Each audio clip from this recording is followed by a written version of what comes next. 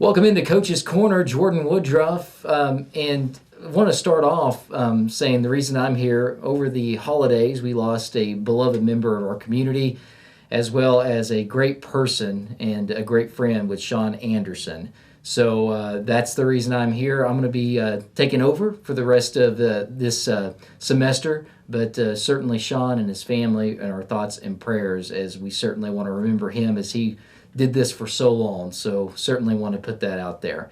Now we'll turn our attention to Coach Heather Harris with swimming. And Heather, it's been busy, needless to say. You're not letting the cold weather get you down, but with swimming, you guys been busy schedule, just wrapped up recently with your conference tournament. We did.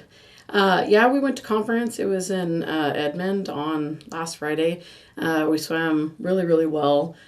We had 5 swimmers that so in high school swimming, they swim 2 events, 2 relays. That's like the maximum. I had 5 individuals that won all 4 of their events at this conference meet, which was big. I've never had that. Those people were Kyle King, Tim Crank, Jesslyn Carpenter, Maddie Shearer, and Braden Stewart. It was just awesome.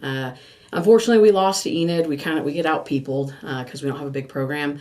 We won 18 out of the 22 events and still got second. So I couldn't be prouder of my team. I would like to mention the all-conference swimmers too.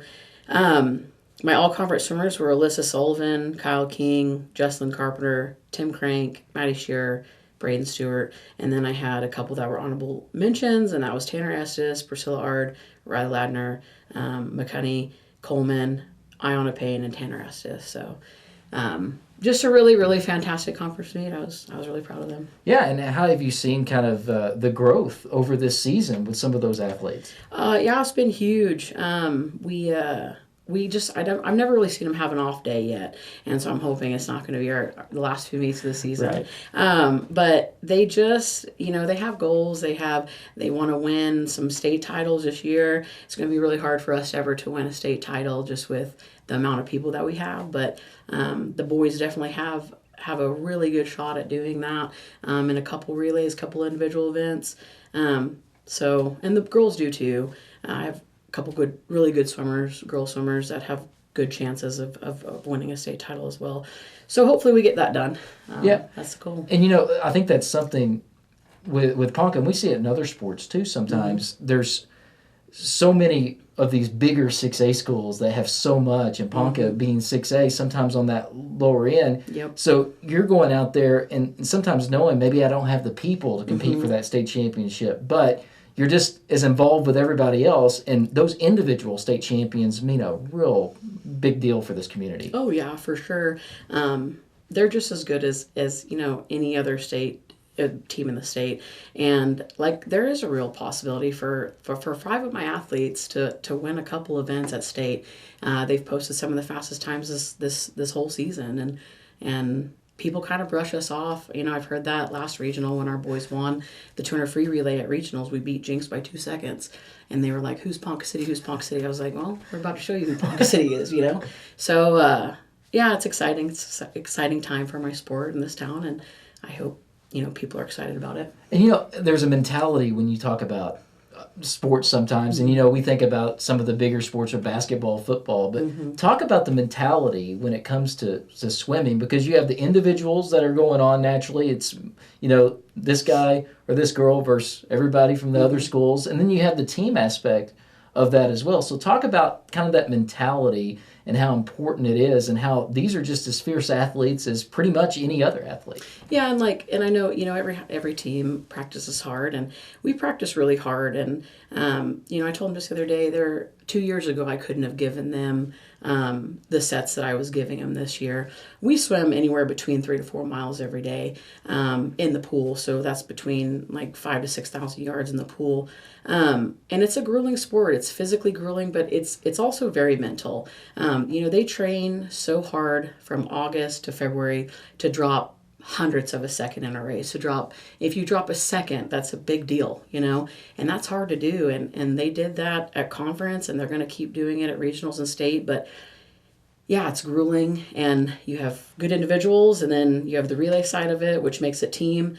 And that's what I love about high school swimming So, We wrapped up the conference championship here recently, and Ponca is kind of new to the whole conference thing from years ago. How is that benefiting swimming? Because going out and trying to schedule can be a tough thing. Conference, you have some of this already built in.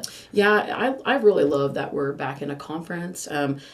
It's been nice, like you said, with scheduling to just say, hey, this is who we're going to go against at a certain point in the season, and that's been awesome. Our biggest competitors, Enid, both the boys and girls went 4-1 this year in conference. They were 7-4 both overall, so we had a very successful season. Unfortunately, we didn't get to swim Midwest City this year, but they don't have a lot of people, so it's hard to do that. I don't think they travel a lot. So, well, when we turn our attention to regionals now, more specifically, some people may be wondering, what are the rules, what are the qualifications as far as making state? And, that can differ from sport to sport, and it certainly differs with swimming. Yes.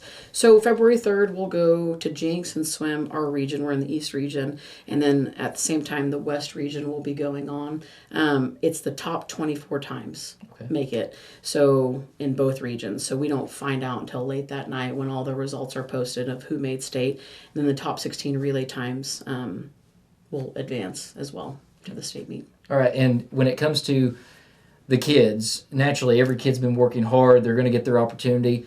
But do you feel like there's any kids that really you think, and name those kids that you think have a chance, legitimate chance, if everything can go right, they get right, can win a state championship this year? So there, like I said, there's 5 people that in mind right now they're seated second and third at any event we look at. That's Timothy Crank, Kyle King, Braden Stewart, Maddie Shearer, Jesslyn Carpenter. And then we have people like Alyssa Sullivan and Tanner Estes and John Paul Coleman and Priscilla Ard. They all also have a great shot at making it this year and being in those relays. That will score really well and have a good shot at doing those things. So I have 20 kids on my team. I project 14 to 16 making it to state this year. So that's the majority of my team. Yeah, that sounds great. And I would imagine that if it happens, a very successful year. Yes, for sure. It's been very successful so far. Yeah. So. Well, anything else we need to talk about before we let you go? And I know you'd love people to come out and support. Yeah. Well, our home meets are over now, but there's always next season. But I'm just excited to see what they do at state and regionals and get it done for Ponca. Yeah. Well, appreciate you stopping by. And we'll talk to you again probably here in the next few weeks. I'm ready to see.